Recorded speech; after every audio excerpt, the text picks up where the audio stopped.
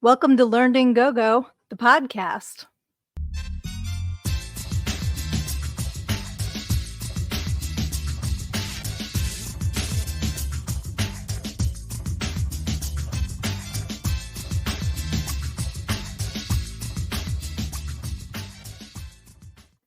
This is Sydnee A. I am your host and the author of Everything I Need to Know I Learned in Go-Go, How a Preacher's Daughter Pole Danced Her Way to Finding Her True Self.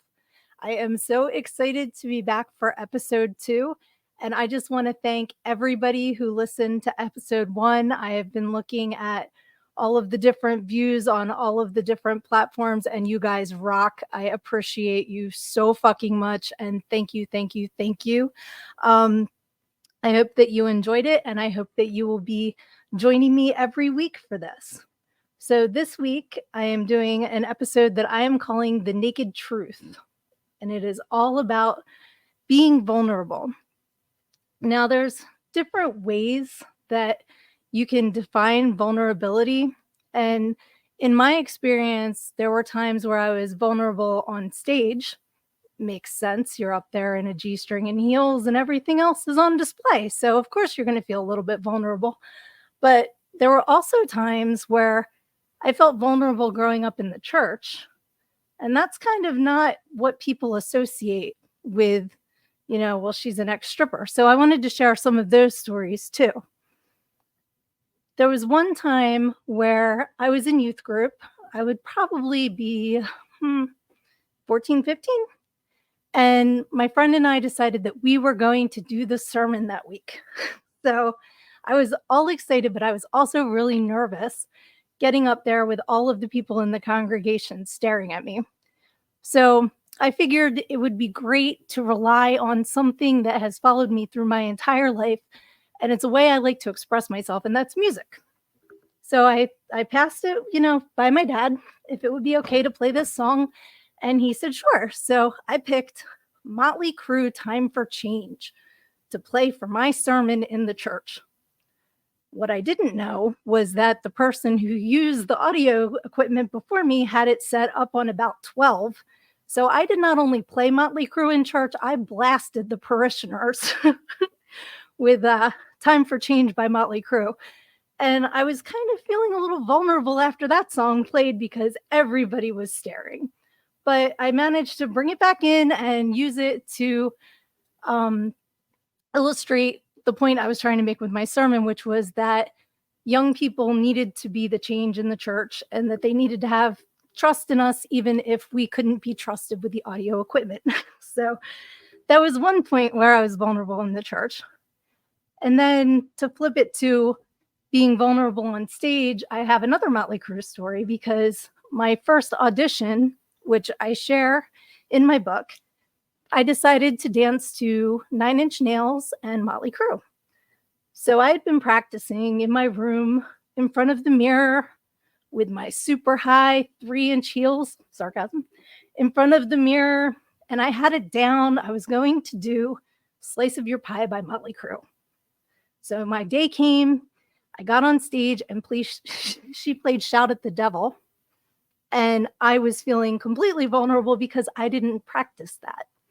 I had practiced Slice of Your Pie and I did not know what to do. So I just kind of strutted around figuring that I would just die and I wouldn't have to worry about it. And at the end of the day, something even more horrible happened. I got hired and I had to come back the next night and try to do it again.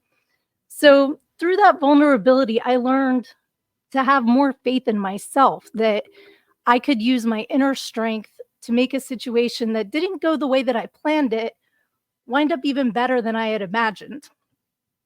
Another time I felt really vulnerable on stage was when I worked in a bar where we had an Eagles tickets giveaway. So being from Philadelphia, go Birds. And we had a contest to win Eagles tickets. The club owned a suite. In order to win the tickets, you had to participate in a paper football contest. I don't know if you're familiar, but back in school, we used to play what we called paper football, where you would take a piece of paper and kind of origami fold it into a triangle. And one person would hold their hands like a field goal, and then the other person would flick the paper triangle my producer is doing it. Yes, exactly. Flick the paper triangle into the field goal to get points. So we would do this on stage, only the field goal was my legs in a spread eagle facing the customer.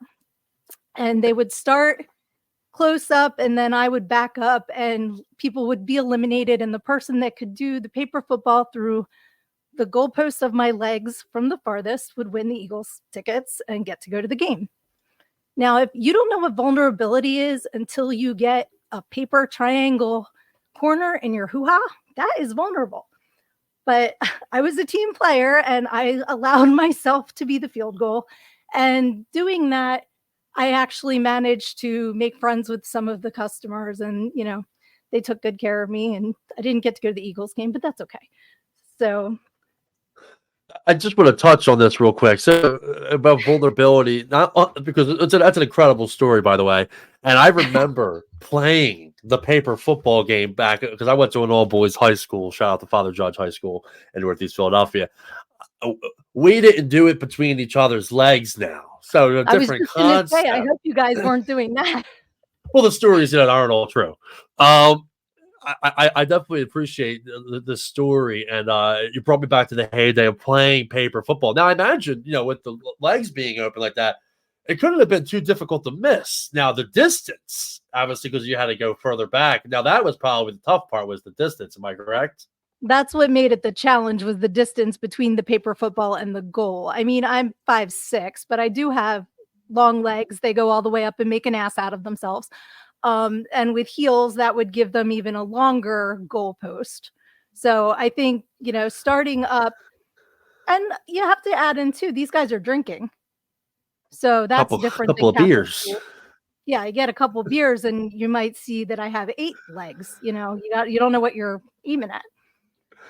Very true. Vulnerable at its finest. Incredible story.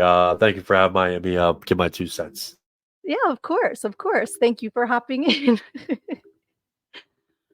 But the thing with vulnerability is a lot of people view it as a negative, right? Like, you think, I don't want to be vulnerable. And I actually asked on one of my social media platforms for people to share a time when they felt vulnerable. I had one friend who is a very large dude, and he shared the time that he and 7 other people had to be on stage as Snow White and the 7 Dwarfs, and they made him be Snow White. All 6'4", 300 pounds of him was Snow White. So he was feeling a little vulnerable about that. And, like I said, I was there when that happened. It was hilarious. He did great. But then I had another friend who shared a heartbreaking story about waking up to her ex. I can't even talk about it without getting upset. Her ex was stabbing her, and she had to escape and get away from him. And she's made the decision to never let herself feel vulnerable again, and is taking classes and, like self-defense classes and firearms classes so that she feels stronger. And as horrible as that story is, that vulnerability has led to her being the stronger version of herself that, God forbid, I wish she didn't have to be in that situation to get there. But, the flip side of vulnerability is strength. And once we allow ourselves to be vulnerable, like me doing this podcast, I'm sure people can hear my voice shaking sometimes. I'm still vulnerable. It's only episode 2. It's going to come with time. And I understand that, because being vulnerable means speaking up for yourself, advocating for yourself. One of my favorite new phrases is closed mouths don't get fed. And I live by that. Like, I'm going to ask for it. And the worst that you're going to tell me is no, but at least I'm giving it a shot. So I think that that's where we need to realize that vulnerability isn't a bad thing. It's a step to strength. And of course, there's always going to be narcissists and assholes that are trying to put us down. I know I have at least one hater for this podcast, and I'm like, hooray, because if everybody likes it, I'm doing it wrong.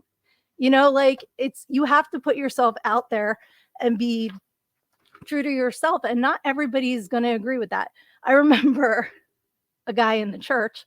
I tell this story too. I was 14 years old, and this man cornered me in a hallway and told me that I was going to wind up pregnant before I was 16. And he wanted to see my father's face when I had to tell him that. And to this day, I don't understand where that came from. Like at 14, I was a virgin. Like I didn't have any real, like, I just didn't understand why he took such glee in imagining me disappointing my father like that. Like, and that made me feel very vulnerable because I didn't know where it came from and I didn't know who to tell about it at the time because it was so out of left field. And then there was another time where I was working at a club and the owner liked to tell me I was fat. And he was like a bazillion pounds at the time. I was working for Jabba the Hutt and he was telling me I was fat. And like I said, I'm 5'6". I think I weighed 120 pounds at the time. And, now he's dead and I'm still here. And I mean, they're not connected at all, but don't be an asshole. Like he tried to make me feel vulnerable in the club. And again, I don't understand why. I was a good worker. I showed up on time. I made the club money. So what makes some people feel the need to make other people feel vulnerable? I don't understand that. Come on in, Frankie. I appreciate you sharing this story and also for having me chime in too, because as you know, I read more of the book and also produce this podcast with you. I get to learn more, and it's hard not to want to chime in. So I appreciate the fact that you let me do that. I imagine working in different clubs that there are just different types of owners. There are owners that probably do it for power over women. I believe that there are probably owners that just want to run a good business and a safe business. I'm sure that there are probably really good owners, and I'm sure that there are tyrants and people that just have no business probably even being around women, i.e., this gentleman that you were just talking about that is now deceased that had, commented on your weight, which was totally irrelevant, by the way. Right. I believe that there's probably just a lot of different types of owners. I'm sure that you could probably agree with that. Like, not There, all club owners are bad. no, not at all. Just like not all people that go to church are bad. We can't 100%. generalize everyone, but there's always going to be those people. I share on my social media that still once a week I go to a place where I used to work and dance before they open as a workout because one of my old bosses is awesome and lets me come in and just use the space to work out. And, I plug in an old iPhone that I use as an iPod, and it's either me by myself or it's me and the cleaning lady. And, Or 10 people outside the door knocking to get in at 9:30 in the well, morning. that's at 10:30 a.m. when you want breakfast and boobs, apparently. I don't know why you're knocking on the door at 10:30 in the morning, but sorry. Yeah, that's a future segment Sorry. right there. And just to plug it, you can find a lot of great content from Sydnee on her social media platforms. Make sure you follow her Facebook at Sydnee Author page, and then her Instagram at Sydnee Author. A lot of great content. She also does her daily affirmations. And I'll just do a plug for it. I just had a good friend of mine who I play hockey with who actually reached out to me and just said that her daily affirmations like help him every single day. So just wanted to give a good plug to my friend. Definitely follow her social media because it's more than what you would expect it to be. She delivers all different types of content. Thank you so much. And I'm so happy that that helps your friend because that's why I do them, because they do help me, but I like that I can help other people start their day off on a positive note. So thank you. I appreciate you plug in my social media because I do like to tell different stories on there too. And I like to do a daily stick figure to represent something during the day that's given me joy that day. And it can be anything from, my dog acting silly to going out to a concert. It can be anything, but I like to take a few moments every day and just concentrate on something positive, and it just helps lift my mood. I So love the you never stick know what you're figures. going to find. Oh, Yeah, thank the you. stick Yeah. figures are great. I always wondered about them and how that kind of got started.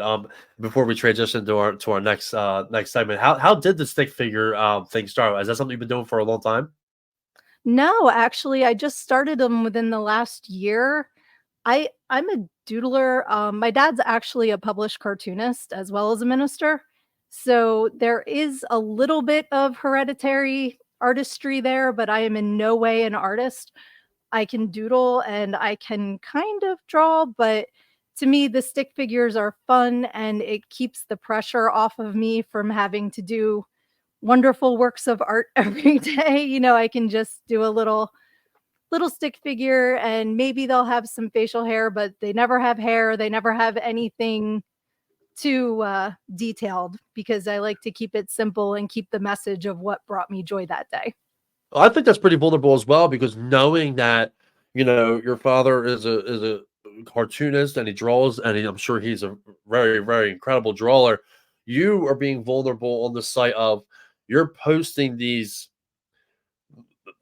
pictures of just stick figures and putting them out there, knowing like, hey, I know someone is probably going to think these are stupid. Hey, I know that I'm not the greatest drawer in the world, but I'm being vulnerable enough to get the message out there of what's bringing me joy, what's bringing me happiness. And I admire that, and to kind of connect with your vulnerability topic today.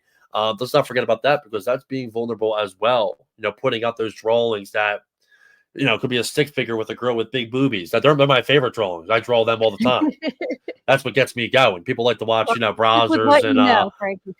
yeah. People like to watch browsers and Pornhub. I like to draw me a stick figure with big boobies. That's what does it for me, baby. You know what I mean? There you go. I don't kink shame, so whatever you like, you go with that. Yeah. I'm seeing a Buddhist about it, so we'll talk about it later. It's a Buddhist or a boobist. You never know. You never know. Yep. But yeah, I like and that, like you said, it's a way to be vulnerable. It's another instance like my positive affirmations. Before I started doing them, I would have to go through like this whole ritual to get myself calmed down enough to hit that button and go live, because it was so scary to me to go live on my social media. Now every morning I just get up and I hit the button and I go, and some days I kick ass and some days I make an ass out of myself, but either way I'm sharing the message, and to me that's the important part, is sharing the message. And the more you practice things, the more comfortable and confident you become. And it's funny, another story I was going to share about vulnerability and finding strength in being vulnerable. All the years in the club, I hung up the heels. It was 15 years ago in December. So I haven't danced as a job in over 15 years. And in October, I went to the live concert in Atlantic City, brought a couple copies of my book. I was determined I was going to meet Ed Kowalczyk and I was going to give him a copy of my book. I was on a mission. Met Ed Kowalczyk, I gave him a copy of my book. Well, he had a couple of friends there, and the one guy starts talking to me, and he looks at my book and he goes, "Those are a dime a dozen." And I said, "Well, how can you say that? You never read the book." And he goes, "Well, I'm not going to." So in that moment, I could have taken that and just been like, okay, and been insulted.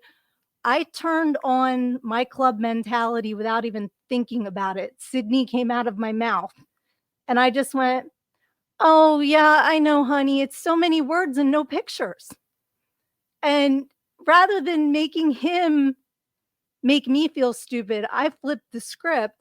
We started talking. He wound up buying the other copy of my book off of me that night. So don't be afraid to let yourself go into that place of vulnerability and turn it into strength, because I could have just let him insult me and walk away. But for some reason, it just flipped the switch inside of me. And I just like got into Sid mode. And it was like how I would have dealt with a customer that treated me that way in the club. Like I wouldn't have stood for it there. And I didn't stand for it in Atlantic City. So it's interesting. But if you want, we can go to our next segment, which is Stripper Cinema, brought to you by Everything I Need to Know I Learned in Go-Go by Sydnee A. You can get your copy on learnedingogo.com. And guys, I just ordered some new bookmarks that amuse the shit out of me. So if you order a personalized copy, you will not only get a signed personalized copy free shipping in the United States, a companion playlist, but you will also get the new version of the bookmark as well. So I wanted to throw that out there before we got into our next segment. Okay, so last week we did Zombie Strippers, which was my absolute favorite stripper movie ever. So this week, my husband and I were like, let's watch another stripper B movie, horror movie. We were so excited. We picked Strip Club Massacre. Okay, I like B movies. I like C movies. But you know how when there's been a really busy hurricane season and they run out of the 26 letters in the alphabet, they start going to the Greek alphabet? That's what happened with this movie. It's not ABCs. It was like Omega. It was so bad. So I struggle with anything to talk about with this movie. So I just broke it down to positives and negatives. Okay, the positives were that the main character is really pretty. So it was nice to watch her. I liked that the strip club scenes featured women of all different body types. You know, it was more like a regular club that you would go into because there were all kinds of women there. So that was cool. The negatives are literally everything else about this movie. It was an hour and 40 minutes of our lives that we will never ever get back.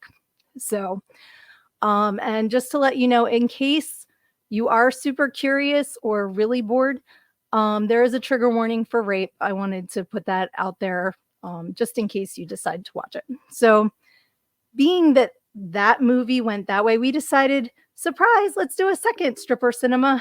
And we watched Showgirls. Yes, Before we Frankie. jump into Showgirls, of course, I just want to plug real quick Strip Club Massacre and just, that's starring Alicia Watson and Aaron Brown. It was created in 2017.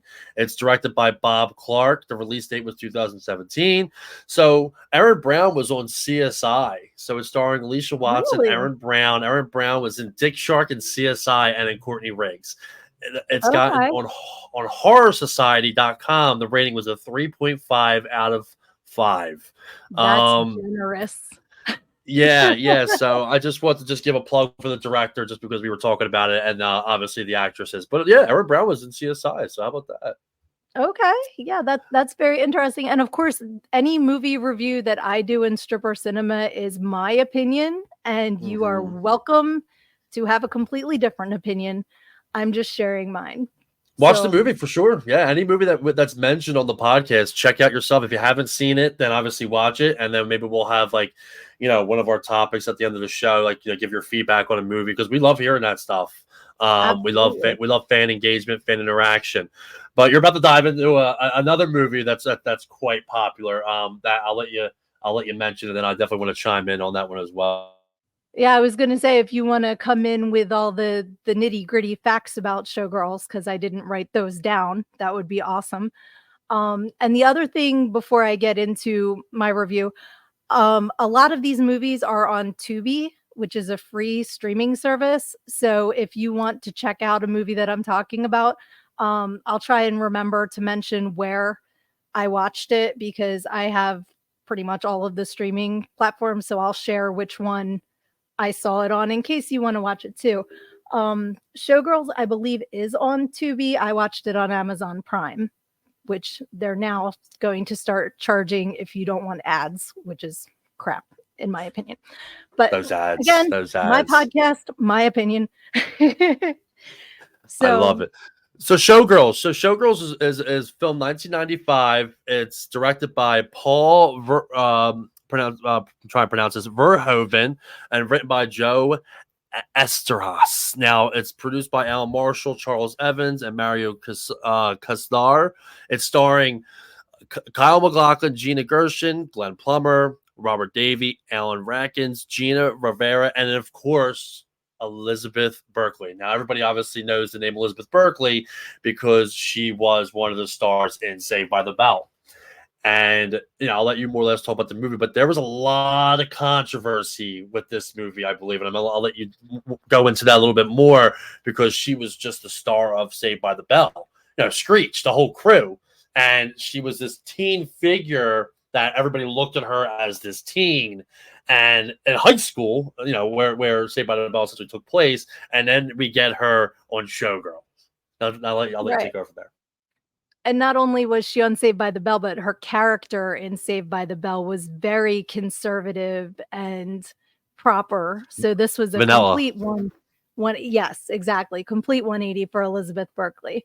And when it came out, it was given an NC-17 rating, which a lot of movies at that time weren't given because it limited their show release. A lot of theaters just refused to play anything with an NC-17 rating. So they wound up taking out a lot of the nudity, the sex scenes, and there's a really brutal sexual assault scene in it as well that got taken out to give it an R rating so that it could get shown in more places. Back then in 1995, you still had to go to Blockbuster or like West Coast Video to rent things, and they wouldn't have NC-17. Maybe West Coast would, but Blockbuster, from what I remember, didn't have the back room with the beads that you walk through, so they didn't have anything with more than an R rating. So they had to change things around in order to try and get it into more places. So I think it's safe to say that nudity is why most people watch this movie, especially with Elizabeth Berkley, because they wanted to see Jesse Spanos's hoo-ha. After I still my biggest memory of Jessie was when she was a cheerleader in Saved by the Bell and had her skirt went down to her ankles when everybody else had like regular cheerleader skirts on. So it is really funny that she is the main character in Showgirls after having that role. So in Showgirls, she plays Nomi Malone, and it starts out with her hitchhiking from Middle America to get to Vegas, gets picked up by a guy who, of course, tries to hit on her, and then she pulls a knife on him, so he behaves himself and winds up taking her to the casino where his uncle works, and he's going to get her a job as a showgirl because that's why she's going to Vegas, to pursue her dream of being a dancer. And it opens up with him being like, "No, leave your suitcase in the truck. We'll come back for it." And of course, he steals the suitcase, and takes off. And so she winds up working at the Cheetah Club, which is a strip club, instead of starting out being a showgirl. But her roommate is Molly, who is the showgirl show called Goddess. She's the costumer there. So she does kind of have an into the Vegas showgirl show. I feel like there's another word for it and my brain's just not thinking of it. It's the big production on the strip is called Goddess. So she winds up getting an audition in Goddess, and several temper tantrums later, she storms out of the audition, but catches the eye of Crystal Connors, who is the main showgirl, played by Gina Gershon. And Crystal and her boyfriend Zach go to see Nomi at the Cheetah Club and wind up getting a lap dance. And several moments of this lap dance where she's doing windmill. I don't even know how there's enough room in a regular couch room to do the shit she's like. It was just, I've never seen moves like that before in my life, but it was enough to land her a role in Goddess. So now she gets to be a showgirl. So a few more temper tantrums and a guy that tries to pick her up. She winds up back with Zach in a pool, and she gets to be the understudy in Goddess. So you can see everything's kind of like moving on up for Nomi. She winds up in the show, then she winds up being the understudy to the star of the show. All of her dreams are coming true, even though she continually has temper tantrums at every turn. Yes. What exactly is an understudy for people that may not know? She becomes Crystal's understudy. What exactly? Do you know exactly what that would mean? Yes. So when you're in a production and there's the main characters, the understudy learns all of the parts of the main character. So if the main character gets sick or injured, they have somebody that already knows the role. So they can just step in without them having to train somebody else from scratch. It's somebody that can step in if something happens to the main performer. Gotcha. Thank you so much. Yes, of course. So she's, finds out that she's the understudy after she sleeps with Crystal's boyfriend. So of course, Crystal don't like that and gets the understudy role taken away from Nomi, which of course Nomi doesn't like. So she pushes Crystal down the steps. Crystal breaks her leg. Nomi's the star. So so she winds up going to all these parties and introduces her roommate to Andrew, who her roommate was crushing on. He's a big singer and big famous guy. He's the one that winds up with the sexual assault of her roommate, which again, horrible scene. I need to fast forward that. I don't. Anyway, so Molly winds up in the ICU. Nomi goes to visit her and promises her she's going to get her revenge on Andrew. And while she's in the hospital, she goes and visits Crystal, who's there because of her broken leg. And they wind up kissing. And then she leaves the hospital and goes to visit Andrew and kicks the shit out of him. And then hitchhikes back to Middle America and gets in the same truck as the guy in the beginning of the movie. So I have questions. Excuse me. If you came out into a parking lot and found a crazy woman beating the shit out of your car, right? And so you go to grab her to get her off of your car and she pukes all over the place, what would you do? She's like beating the shit out of you and puking. What would you do, Frankie? What would your reaction be? So if I come out and someone's kicking the shit out of my car and then they just start throwing up, I would immediately think that she was there. There was some kind of intoxication going on. But I'd also want to know what I did to deserve this. I definitely would be keeping my distance. That's for sure. That's not someone I would definitely want to be getting involved in. But she's obviously upset with me, so I want to know the reason why. But I'd also be keeping myself at distance, possibly getting a protection order for sure. Right. So that was like an opening scene in the movie with Molly comes out to her car and Nomi's beating the shit out of it and throws up, and Molly buys her fries and a soda and invites her to live with her. That's Wow. first part that I would not think would make sense on any plane of the universe at all. But, that's part of the storyline. Another part of the storyline that I failed to mention is the character James. And he is a hopeful choreographer. He's trying to put on his own show and he's trying to convince Nomi to be the star of the show. And, she can dance and she can be in it.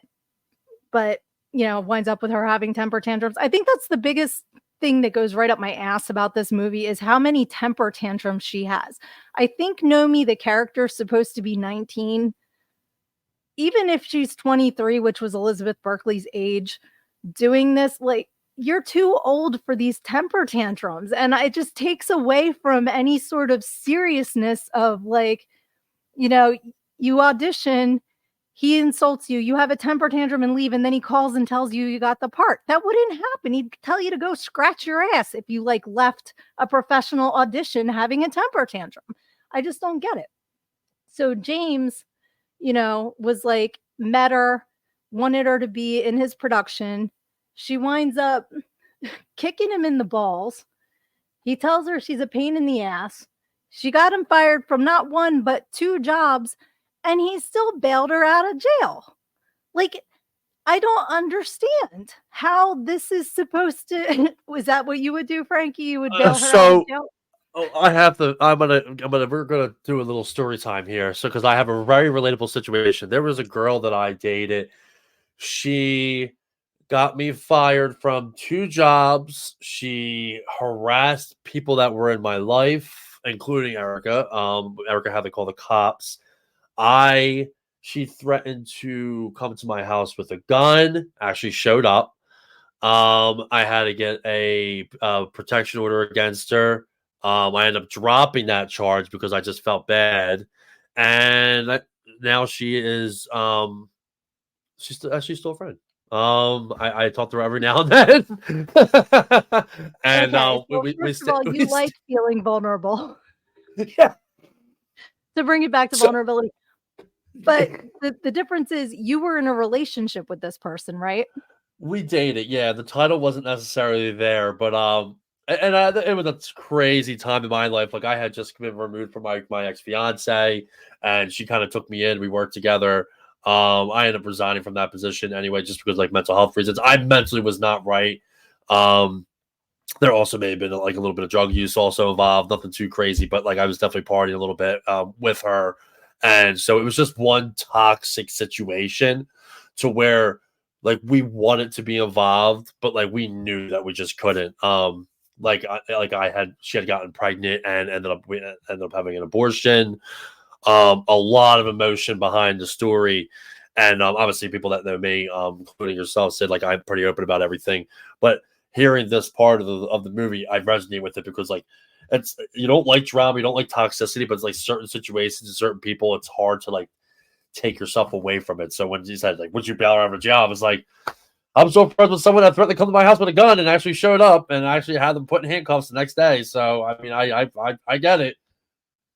Right, but that's somebody that you actually knew. I mean, he met her at a club and she nailed him in the balls 10 minutes later. This isn't like Yeah, they had any sort of connection, you know, and yeah, it's just odd. There's so many things about this movie that are just odd to me as far as like why did you write that and think that was a good storyline? You know, like it's just very yeah. strange to me. The But storyline was James, definitely off with the movie. I think like the big thing surrounding this was obviously Berkeley being a part of this movie. And they 100%, yeah. yeah, 100%. But it wasn't a bad movie. Better than the other No, movies. it's a classic movie. So I like to do my points for and points off. Yeah, I need to come up with a rating system. So if you're listening to this and you have suggestions, like most people do 5 stars, should I do like 5 thongs? Like I don't know, like I just like a rating system that I can give these movies. Like please give me your suggestions. So points off for relationships making no sense, what we were just talking about. You know, like especially Molly bringing her in to live with her after. But, you know, there are people that just love to help other people that they see are in crisis. So I'm going to give Molly a pass for that because maybe she just felt that she could help Nomi and wanted to offer her that. I don't know Molly's background before that. So maybe there was something in her life that she wanted to pay it forward. I'll give her points for that. Toddler tantrums, already mentioned that. A couple points off for that. My number one pet peeve with any stripper movie, and this gets big points off, she licked the pole. There is not enough Lysol on this planet for any real dancer to stick her tongue on a pole. And I don't know who decided that it looks good in a movie, but it makes me want to vomit. So points off for pole licking. And oh yeah, and when she did the couch dance with Zach, she didn't get her money up front. Points out, you always, always, always get your money up front. Got to get it because they will get up and be, oh, I don't have it. So, Kyle McLaughlin or not, you get that $500 up front. Um, the other thing is when she's dancing and she's doing the choreography, she makes this hey noise that is so distracting, and because there's so much dancing in this movie, it's really apparent to I don't know what that is. It's just a very strange noise. And 2 other things that are, you know, just my own pet peeves. She eats a burger and throws the wrapper out of the convertible. Don't be a litter bug. That's disgusting. Like it just got on my nerves because I can't stand litter. And my last points off is because when Crystal Connors went down the steps and got injured and out of the show, they said she had a compound fracture. There was no bone out of her leg. They don't know what a compound fracture is. Just say she broke her leg. Don't make up terms if you don't want to do the special effects for them. So those were my points off. For pros though, they played I'm Afraid of Americans by Nine Inch Nails and David Bowie in the club, one of my all-time favorites. I used to dance to it, so I got excited when I heard that song playing. Definitely get a couple stars or thongs or whatever back for that. And Gina Gershon, I could just watch her all day, like swoon, She is so hot. I don't care. She could be like doing her laundry. I would watch her. She is just so fucking hot. So she makes up all the points that were taken away. There you go. So what would you rate this movie out of 5? Because I'm on commonsensemedia.org right now getting some reviews about this. So I want to get your review and I'll give mine and then I'll actually read you what people are saying about the movie. Okay, well, I'm actually going to give it another point for Henrietta, who was at the Cheetah Club. She was kind of like the club comedian, and she was a bigger girl that would come out and tell jokes and had a dress that was rigged that if she like popped her arms in, the top would pop down and her boobs would pop out and make like this horn honking noise. So points for Henrietta too, because she was amazing. So I think I have to put in that it's a classic. As corny as it is a classic. So I would definitely give it 4 out of 5 based on that and Gina Gershon's hotness. Because it is what it is in this point in time. And I did actually have some interesting factoids before you get into, because you might have some of the same information. So some things that I found out were that they originally wanted Madonna and Drew Barrymore to play Elizabeth Berkley and Gina Gershon's roles. And when Nomi gets hired at Goddess and they walk her back into the dressing room, on the mirror it says Drew. And I didn't know why. And apparently that's like a little poke of we actually wanted Drew Barrymore that they left in the movie. And I thought that was interesting. They both turned it down. The movie had a budget of $45 million. Elizabeth Berkley's totally naked lead role ass got paid $100,000. Wow. Isn't that horrible? That is yes, horrible. it is. That's why I want, like, I hope she gets royalties, and I would like just stream it on nonstop to like get her paid, because that's not right. And that's apparently unreal. Yeah, like that's a kick in the ass, right? And then they had come out with a VIP boxed edition, and she offered to do an interview for it. She wanted to get paid $2,500, and they denied it. That's outrageous. Yeah, it is awful, actually. So she basically did this movie thinking it was going to catapult her movie career after being on Saved by the Bell, and she said it made her a pariah in Hollywood. And she doesn't even have the financial comfort to fall back on. Like, that to me is horrible. She probably did better with Saved by the Bell. Right? And speaking of things that are horrible, did you know there's a Showgirls 2? I can only imagine how awful that is. I haven't seen it, and I honestly probably won't. But the one character, Penny, who went by the name of Hope in the Cheetah Club, who James wound up making his lead dancer in his little sideshow, it's about her, and it's called Pennies from Heaven, Showgirls 2. So, yeah, I just pulled it up now. It's Showgirls 2, Pennies from Heaven. It's 2011. Yeah, it doesn't look like there's many people that are still in it from the first one.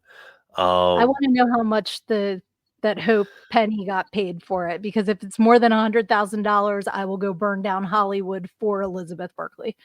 Yeah, maybe we'll have to reach out and maybe get them on the show.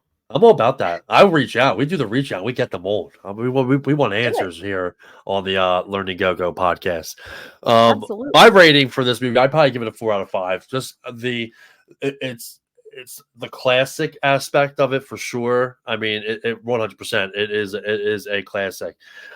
So commonsensemedia.org gave it a 3 out of 5. A lot of people said a lot of the same stuff. This person here that gave it a 1. Movie was just made for money. No great messages. No great role. Actually, someone said it was too much sex. Here's someone that gave it a 4 out of 5. Showgirls is a woman movie in Las Vegas. It is a good movie, not for babies, teens, or youngins. If you want to watch something like that, to watch Sesame Street. A lot of people called this. The NC-17 rating would probably give you that guidance. Yeah, I don't know many movies that have been ever rated NC-17. No, there was one with Lisa Bonet in it, I believe. I can't remember what it was called. Wow, a lot of people call this movie like a cult movie. It's a cult classic.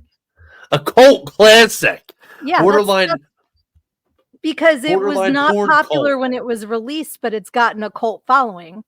Like Rocky Horror Picture Show, one of my absolute favorite movies of all time. When it got released, people didn't get it, but it's lived on for 40 years. Geez, 48 years. It came out the year I was born.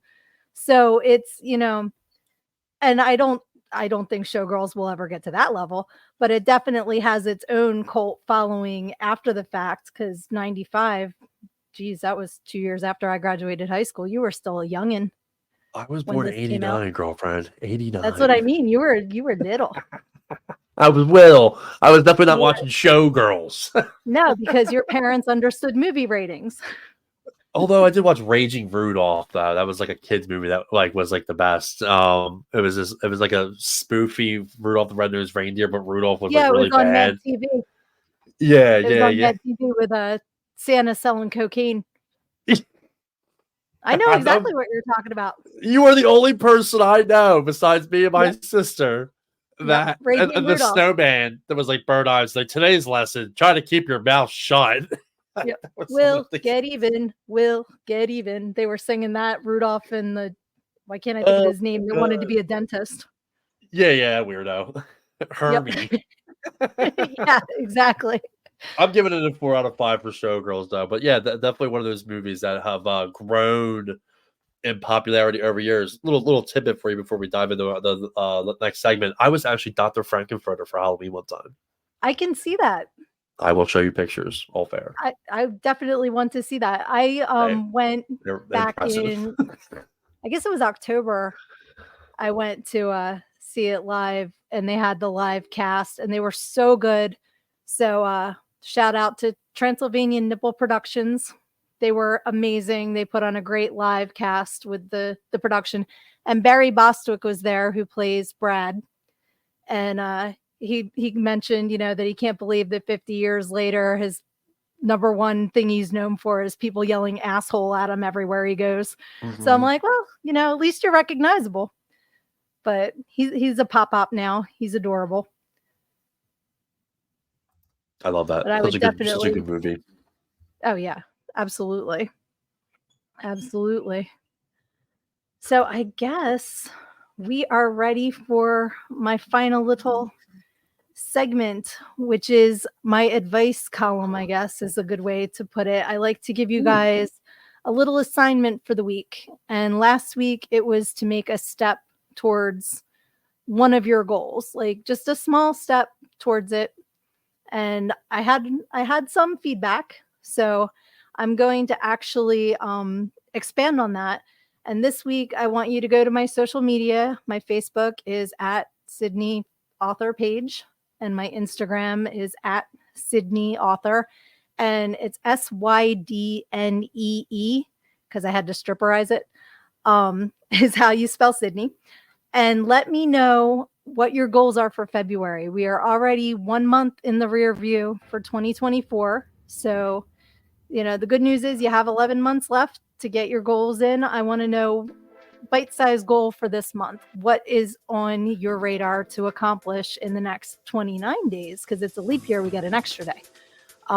Let me know what you would like to check off your to-do list for this next month. And if you're lucky and I get some answers that I like, I can pull a name out of a hat, and I'm going to send somebody a free copy of my book. So please go to my social media and let me know what your goals are for February, and I can put your name in the hat. Be vulnerable. Get on social media. Talk to me. And for those of you who don't follow the social media, please follow Sydnee on her Facebook at Sydnee Author page and her Instagram at Sydnee Author. Like I mentioned earlier, tons of great content. And it'd be a good way for you to enter in for a chance to win the wonderful book. Yep. And it's interesting. Like I keep thinking about with vulnerability, it's a well-known story. It was attributed to a rabbi, but it's one of those stories I have no idea where it actually came from. So we'll go with the rabbi tale. And he likes to tell the story of the lobster. And I actually share this in my book as well, about how lobsters stay in the same shell until they grow to the point where it's too uncomfortable. And then they have to go find another shell. Their shells don't grow with them. They actually have to like move every time that they gain weight, I guess. But they don't make a change until they're so uncomfortable that they have to. And in that in-between stage, they're actually naked and vulnerable until they find a new shell to put themselves in. So in a way, we need to be like lobsters because you're not going to grow until you get uncomfortable. And I like that story because like it kind of just illustrates that it's not unusual to let ourselves be vulnerable when we're going from one situation to the next. So I wanted to share that too. And as always, thank you to Frankie. I appreciate my producer extraordinaire. And I cannot Absolutely. wait to see you guys next week. We will have a special guest, which is exciting. And that's all I'm going to say about that. You have to follow my social media to find out who. Yes, make sure you follow the social media. We already had mentioned it, and you will not want to miss next week's episode. Do you want any more details about it? Do you want to mention how we're going to be doing it, or do you want to mention that we just have a special guest on? Well, it's a special guest, and it's going to be a live broadcast. So you're There going we to want to go. catch it live because, again, I'm either going to kick ass or make an ass out of myself. She's And going to you do won't awesome. know. You won't know until you tune in next week. Yes, it's going to be awesome. And as people might mention, remember, we did the live episode on the My Crazy Access podcast, and so it's going to be that format. People can comment in, people can interact. It's going to be an incredible episode. That will do it for us here on the Learn and Go podcast. Anything else you want to add there? Well, I was going to say it's going to be on definitely my Facebook. Is it going to be like what other platforms can people tune in next week on? So once again, make sure you follow Sydnee on all of her Facebook, on all of her social medias at Sydnee Author page, on Facebook, and then at Sydnee Author on Instagram. It will also be on YouTube. We'll make sure that we get it all out there. But yeah, it's going to be streaming on probably like 6 or 7 different platforms, so it won't be hard to find. There'll be an RSVP link for people to kind of like RSVP that they're going to be attending to watch. But yeah, it will be everywhere. It's going to flood your social media accounts. So get ready because we're here to stay. Awesome. And again, please pick up a copy of Everything I Need to Know I Learned in Go-Go. You can get it at learnedingogo.com. And as always, make sure you go after what you need because when you stick your head in the sand like an ostrich, you think you're hiding from the world, but the rest of the world just sees a big ass. See you next week. Love you guys.